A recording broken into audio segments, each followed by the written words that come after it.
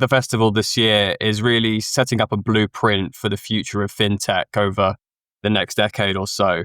What do you see as the blueprint for growth in the FinTech industry across the globe?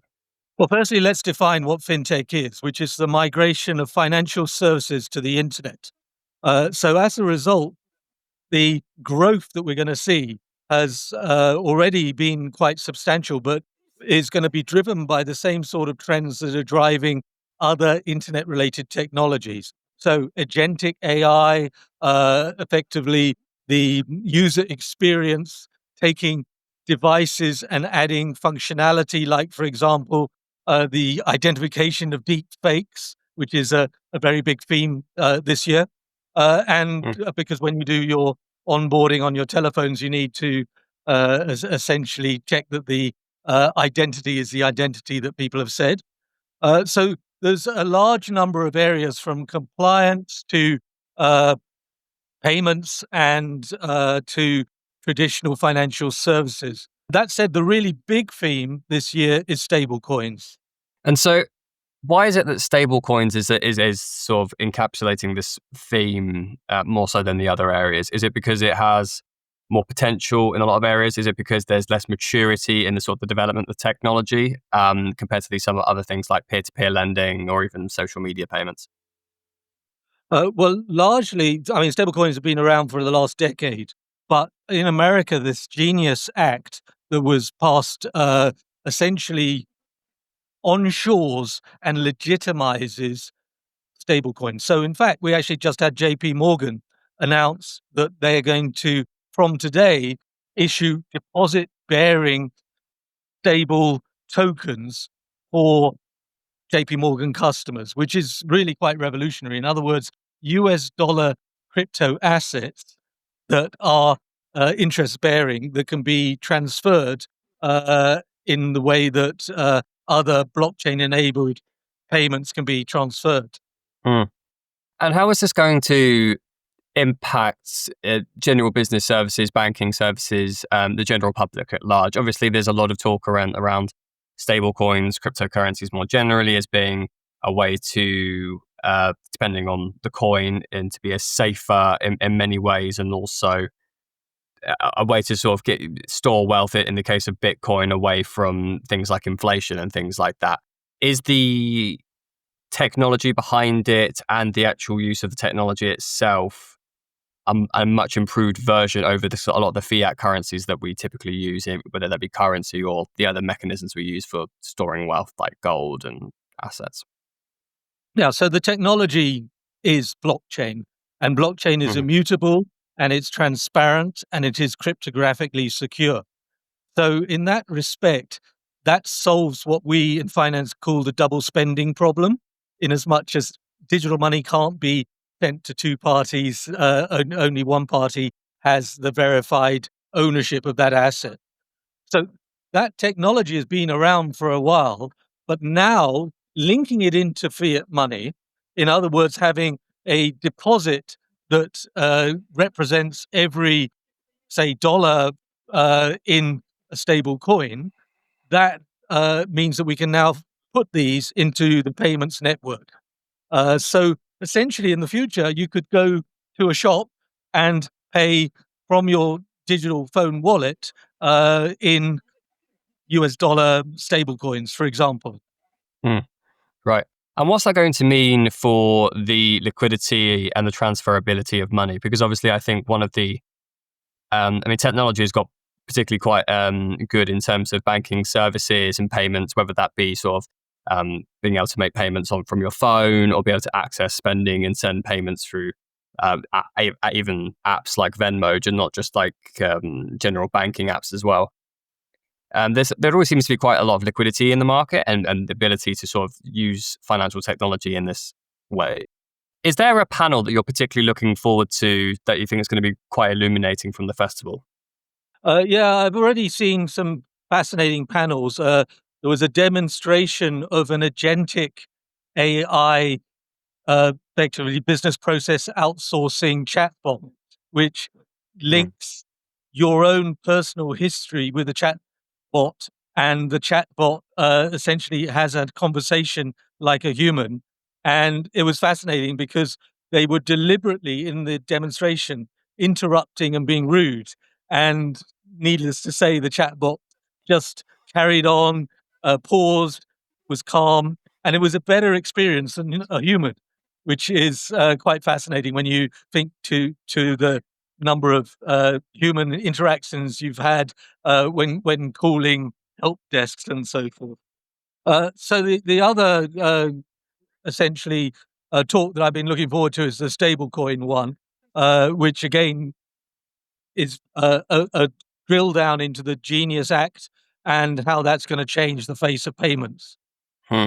And could you talk about that act, that act that sort of came in America in a little bit more detail? I'm sure some people won't have as much understanding about it. Could you elaborate a little bit more on what that act has allowed in terms of some of the things that you're talking about and allowing fintech to flourish? Yeah, well, it brings decentralized stable coins onshore to America.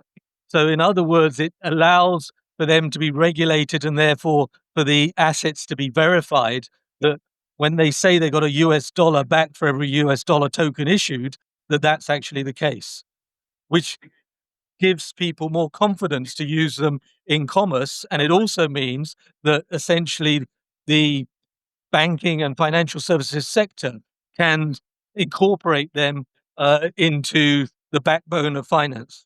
Sure. So, and confidence obviously is a very incredibly important thing when we talk about currencies in particular, and that if people feel like they can use them securely and safely, then obviously they're going to be used more. In terms of that, mean that increases the pervasiveness of the technology. Um, Generally speaking, it sounds. I was going to ask you about regulatory frameworks. It sounds as though that this is a step in the right direction in terms of allowing crypto and stablecoin technology to permeate the market and allow for greater distribution. Is there any other regulatory frameworks that you think are inhibiting or actively encouraging this type of technology? Yeah, well, we've really come a long way in the last 5 years, in as much as the regulators are now starting to understand this, are starting to work out how to effectively bring in both stable coins, but also cryptocurrency exchanges because of what happened with FTX into a regulatory context. Now, there's still immense consumer risk for participating in these sort of assets.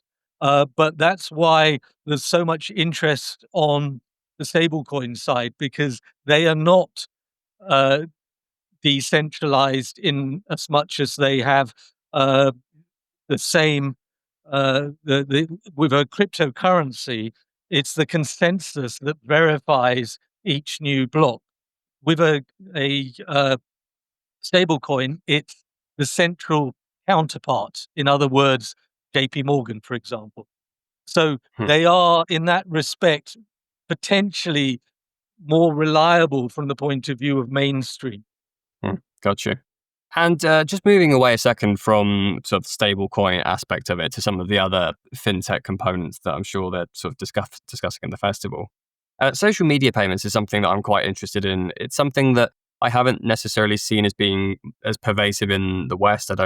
It's not nearly as common, I don't think. Whereas my understanding in places like China, things like WeChat, it's almost like a stable component of people's everyday lives and their transactions. Can you talk a little bit about where you see the future of social media payments going and whether you think it's going to become more pervasive across the globe, or whether and what kind of challenges they'll face just in terms of the adoption of the technology?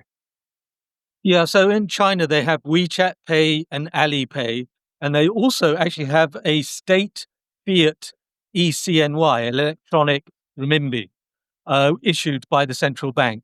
So the Chinese payment system is very digital, and in fact, about 79% of the country use that as their first preferred form of payment.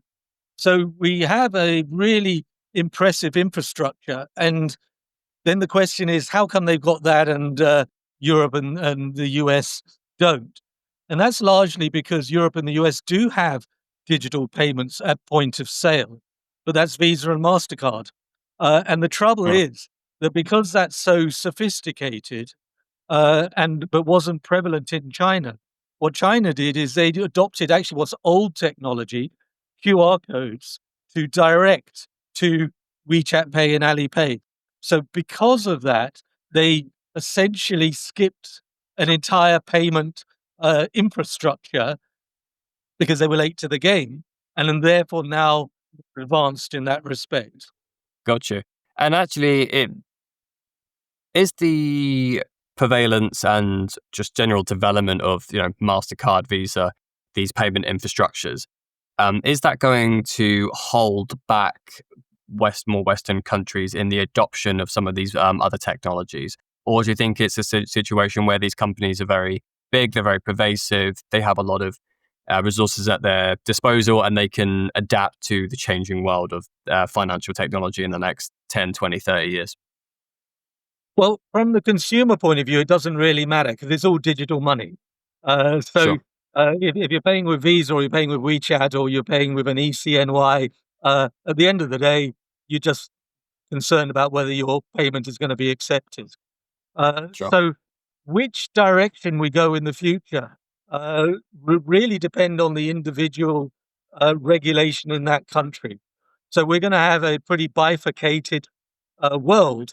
But what we can do with something called multi-chain is we can switch between crypto, stable currency, payment systems, and banks will, and there's certainly a number of banks here that have started to accept blockchain-based currency payments. So the world will come to a point at which your money per se will affect the transaction, but it won't really matter on what platform it's based. But in each jurisdiction, the individual countries will be fairly complicated in specification as to which one's allowed to be used. I see. I got you. And with this increase in pervasiveness of this type of technology, something that I was learning about a lot when I was younger and sort of in my schooling days was the idea of microfinance and mobile payments being something that can really help developing countries sort of break through the financing hurdles and for local businesses and things like that. I'm not sure now with I haven't necessarily been keeping up to date with the pervasiveness of things like mobile payments, but my understanding in places like Kenya and in Nigeria, it's allowed actually for quite a sort of boom in local financing and on certain apps and things like that. Can this technology be implemented, and has it been implemented to help developing economies that don't necessarily have the wider infrastructure and institutions of large banks like JP Morgan and Barclays, for example? Yeah, so essentially it's cheaper, faster, and more efficient. So for micro lending and micro sort of consumers, it's fabulous technology. It brings them in. We call it financial inclusion. They become more included. But just to give an example of how empowering all of this is, I've actually just been speaking to a company here that does phone lock technology against lending. So if you are someone who wants to make a micro loan in their case, Philippines or Mexico, they will put a lock on your phone so that essentially if you don't pay it back, your phone gets seized up. Now, no one wants their phone seized up, but no one also wants to give their phone to a pawnbroker who's going to essentially keep it, and they then lose a functioning, working device. So Yeah. you can see how the technology now is becoming so sophisticated that something as simple as a telephone becomes an asset that can be monetized. Yeah, certainly.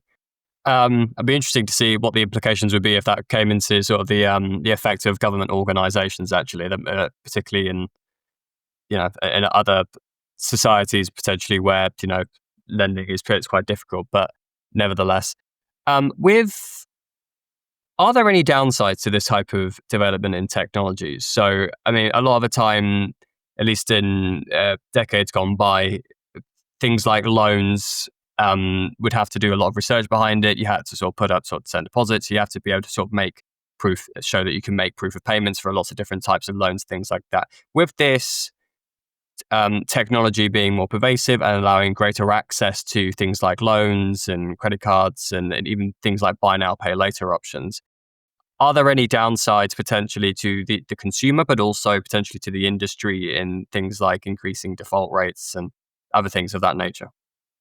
Yeah. So when you listen to the evangelists of fintech, they will tell you that it solves everyone's problems.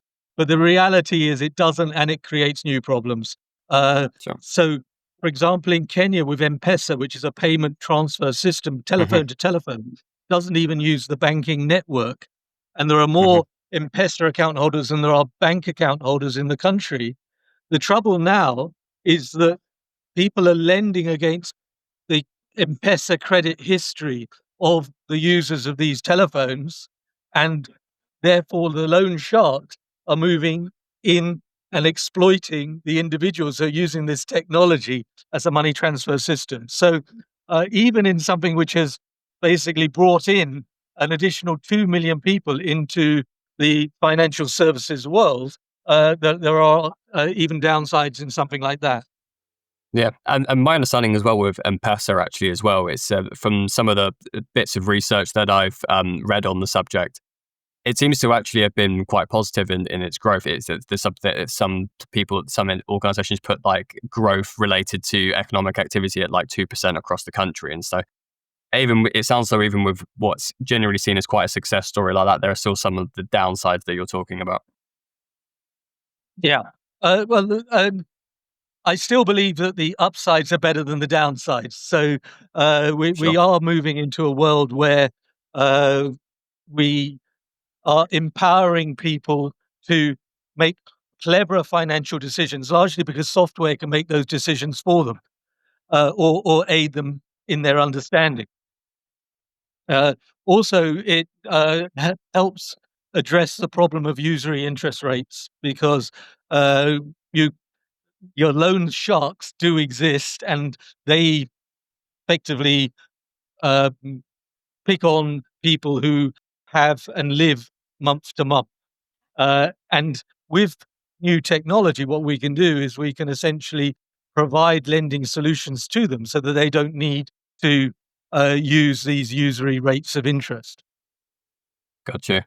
And with I think just another one of my concerns generally is as these technologies innovate and develop upon each other, they can almost kind of be quite innovative and make changes, but it's quite hard for a lot of organizations, and I think governments more generally, to regulate some of this technology. It sounds as though there's been a lot of development in the States in regards to this, which sounds really good.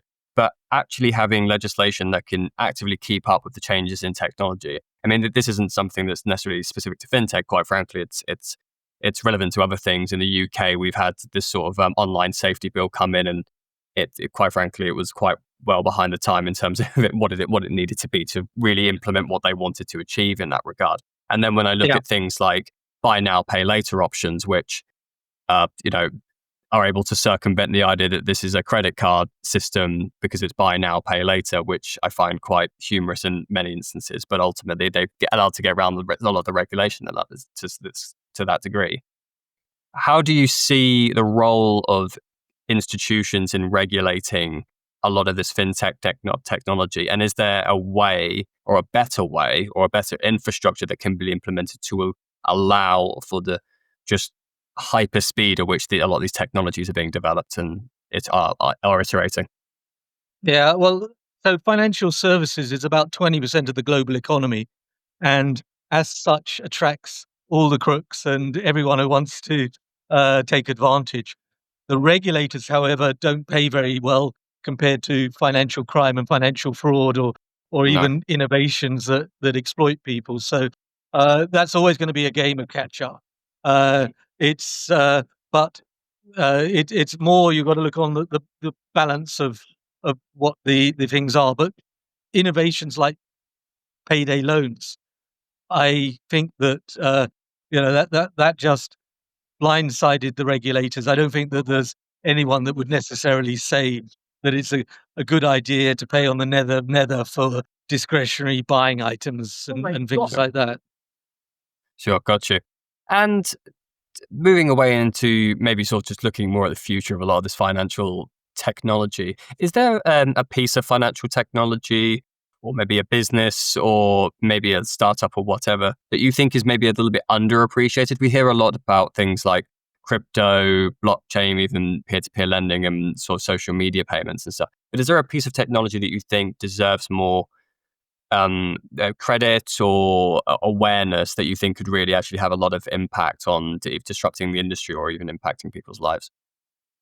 Yeah, well, I think, I mean, everyone's talking about AI, but agentic AI, where the AI linked into other systems and informations can go behind the firewall. That essentially means that what we can create is mass customization of financial services. So, what do I mean by that? At the moment, we have a product, a loan product, a mortgage, say 30 years. But it might be that you don't want a 30-year mortgage, you want to retire in 26 years or something like that. Agentic AI can tailor a product specifically for you. It can understand your own profile, assets, liabilities in real time. It can make recommendations based upon your risk assessment, and it can even do a risk evaluation of you. So there's a lot that this does from a point of view of making financial services uh, answer the specific problems that the consumer has and wants to achieve. No, certainly. Not to mention all the other applications outside of fintech in terms of things like customer service or just automation of general services and things like that. It's obviously quite an important topic, obviously, and something that I'm seeing even used in some of the in the businesses I work with and stuff. So quite an exciting time on that front. In regards to something you said earlier, in regards to a lot of these online banks or these other technologies where ultimately they're just faster, cheaper, and easier to use in many regards, how, to that point, how do current institutions and current uh, banking providers actually keep up um, with these developments to make sure that they're still competitive in the marketplace?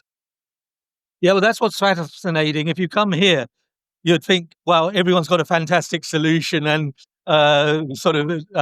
every bank claims that they are enabling fintech into their devices and their user experience and so forth. The reality is, the new digital banks, the neobanks, the fintech startups are winning market share. And you don't win market share unless you've got a better product, a better user experience, and a cheaper price point. So, whatever the mainstream banks say, they all say they're adopting it. They're all great technology, cutting edge companies. But the reality is, the smaller companies are being a lot more nimble at the moment. Sure. No, it's going to be very interesting to see how that sort of plays out and whether and sort of the impact on sort of modern institutions really and the development of a lot of these companies as well.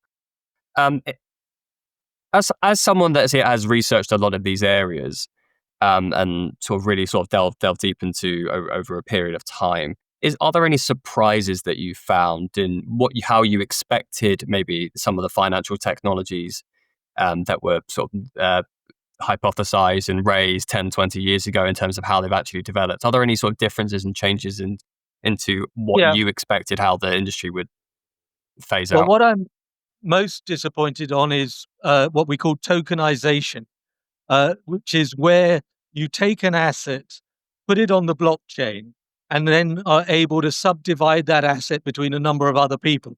So, for example, think of it like uh, when you buy a house relative to a timeshare. If you got a house, you own the home ownership certificate. If you got a timeshare, you've got a fraction of that house. Now, tokenization allows that fractionalization of assets that can be digitalized.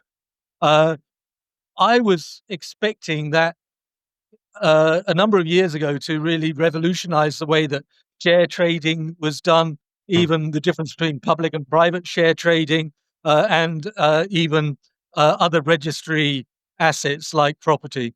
Uh, Hmm. but it hasn't happened yet. That is again down to the fact that the regulatory environment in terms of the certainty of the ownership of assets hasn't caught up with the technology. Is the technology is secure. If you've got an asset's ownership on a blockchain, it can't be changed, altered, it's immutable. But the legal system in most countries in the world hasn't caught up with that. Now, there's one fabulous exception to that, which is the UK, where the UK has effectively created a new class of property for the first time in 150 years, which is called digital property, which means that essentially ownership can be disputed or challenged in a UK court. And as you know, most commercial contracts globally, trade contracts, are effectively enacted under UK court and arbitration. So, but that said, that's only a new innovation in a legal context, and you still need to adapt what we call case law to be able to challenge whether digital assets can be onshore to a UK jurisdiction to debate whether or not a dispute can be cleared. So the law moves very slowly and technology moves very fast. Yeah. But it will change, and it'll be fascinating to watch. Yeah, let's hope English common law is up to the challenge of moving with the times, I hope. It's interesting that you bring up that example of tokenization with the UK. I think London in particular, but was and has been historically a massive finance hub for amongst the rest of the world. Is Alpha plus plus city along with New York, but particularly in recent years, in terms of the stuff that I've been reading, has really sort of potentially diminished it to some degree. In its global influence and adoption of these technologies. I mean, if you just look at IPOs, for example, are much lower than they used to be, and companies are far more often choosing to IPO in either America, obviously, but even Asia and even on Europe. You've given an example there of where the UK has been able to actually be quite influential potentially in the adoption of some of this technology. But is there a reason why the UK and I guess London more specifically hasn't been able to necessarily keep up to the same standards that it did have in terms of the pervasiveness of finance and the financial technology across the globe? Yeah. So, firstly, the reason for the decline of financial services in the UK is one, stamp duty. Two is the lack of liquidity in the London Stock Exchange, which isn't attracting enough new technology IPOs, largely due to the quite onerous requirements for profitability of companies, and most tech startups aren't profitable at that sort of stage.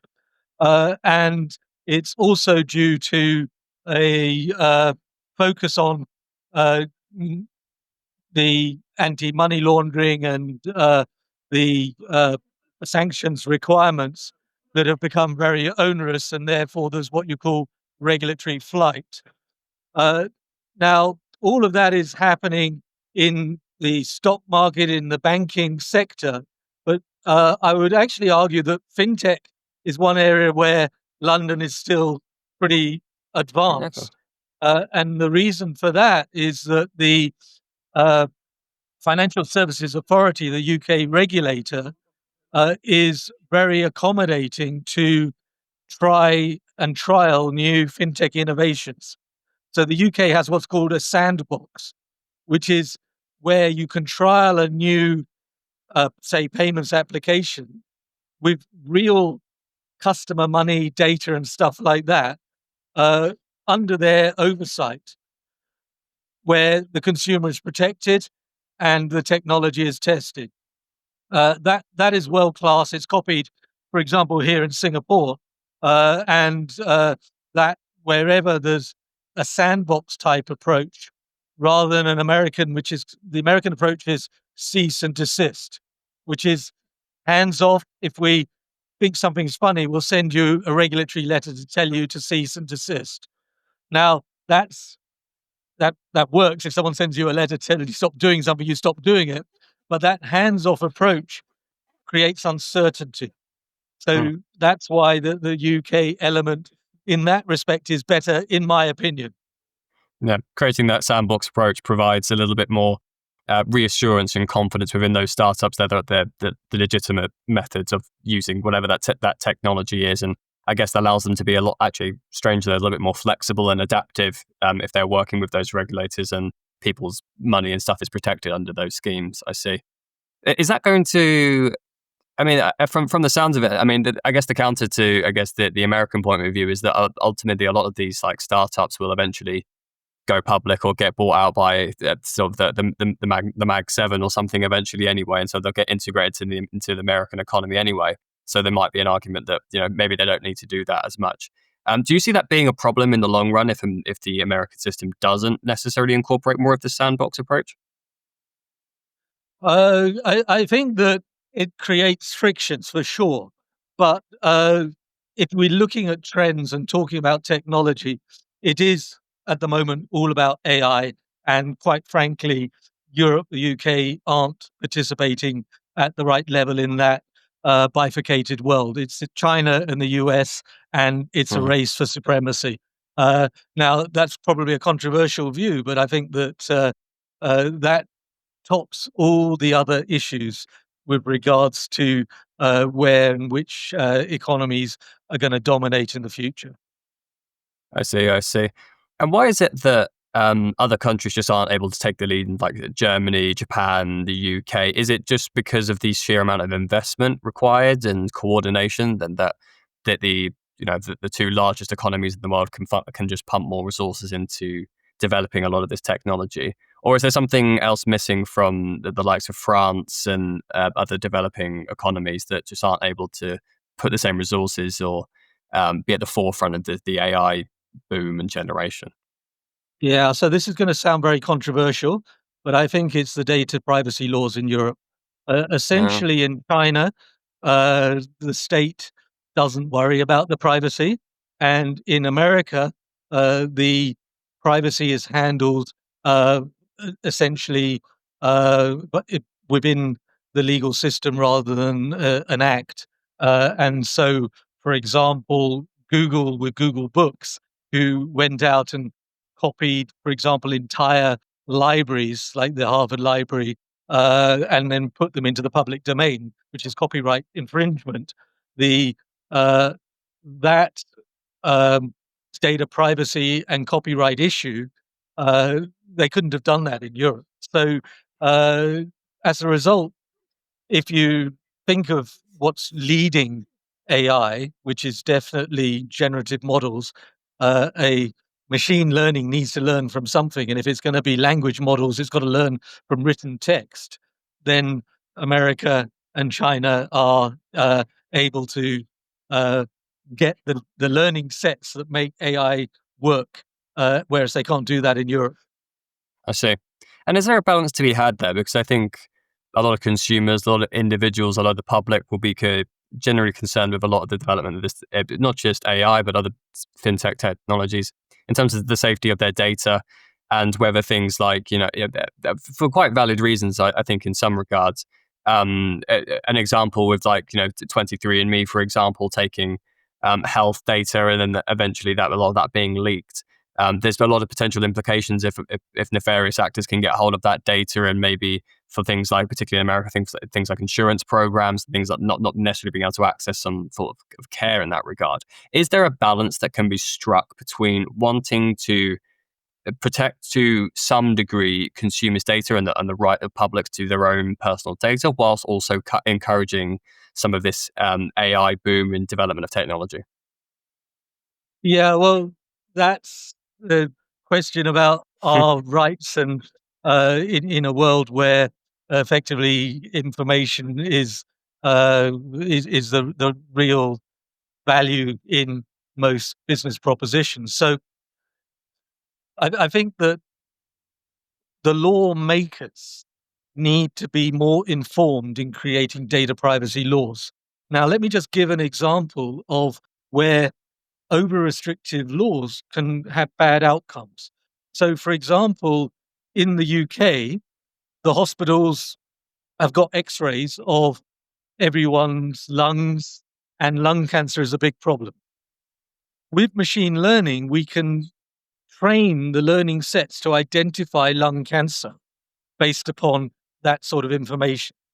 But we can't do that research. Why? Because the doctors write on the patient records, and therefore that becomes private, uh, inadmissible data, and therefore can't be used in the learning set. So we are, as a result, behind the curve in being able to look into lung cancer, just because we can't use the data we have from hospitals on their X-rays. Sure.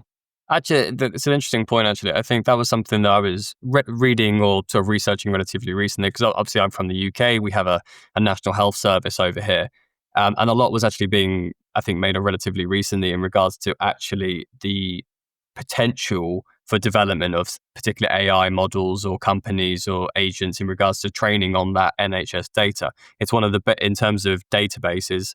It's one of the best in the world in terms of completeness of health related data because it's a national system as well, and relatively old as well, coming sort of up to around the mid 1900s. And I think there was even some discussions of companies like Palantir coming in and being able to sort of interpret that data. Is there an opportunity then, if we were to, as a UK resident, for our government and organisation to be, if we were to be a little bit more flexible, if they were to be a little more proactive, if they were to be a little bit more informed in regards to the legislation and data protection, but also the development of certain technologies, for there to be additional growth in the UK, maybe not to sort of challenge, China and America. I don't think we could compete with the level of resourcing, but are there things that the UK could change to become more of a player within that space? Yeah, so there's a drive in the UK to make data open Hmm. data, government data, accessible, and so forth. Where you get these privacy issues, the solution that's been discussed in academia is what is called federated data. So taking the data down to the local or individual level. So, for example, if we can't use my medical data, I can, however, gift my medical data at a federated level to a consolidator that would blind it. So that is there's an organization called Biobank that does that. And essentially, you can still have quite impressive data sets, but you have to change the way that you collect and collate data. Right, I see. So, and that would allow, if people were to, if it's a scheme to be opt-in, it sounds as though it's a way of basically taking the quote unquote human out of it, maybe their name, their personal information, but still allowing you to have access to the data that's within them, so that can be used in these. So it's not necessarily a data privacy for the individual point of view, but it still can be used to encourage development and, like say, go into these like large language models or these agentic models. Yeah, exactly. I think as a society, we've got to understand that there is no such thing as privacy really anymore.